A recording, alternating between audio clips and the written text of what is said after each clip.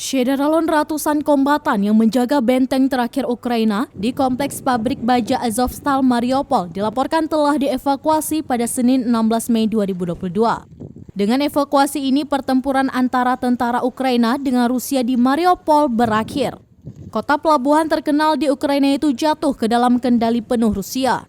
Presiden Ukraina Volodymyr Zelensky menyampaikan bahwa negosiasi berhasil menyelamatkan lebih dari 260 kombatan tersebut.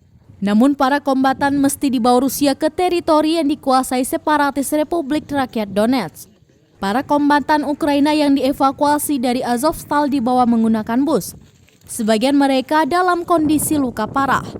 Wakil Menteri Pertahanan Ukraina Anna Maliar menyampaikan bahwa 53 kombatan yang luka serius dibawa ke Novazov untuk mendapatkan perawatan. Sementara itu sejumlah 211 kombatan lain dievakuasi ke Olenivka. Hingga berita ini diturunkan belum jelas status para kombatan itu apakah dijadikan tawanan perang oleh Rusia. Kiev sendiri mengaku akan berupaya memulangkan para kombatan itu. Kota Mariupol digempur habis-habisan oleh Rusia sejak awal invasi pada Februari lalu.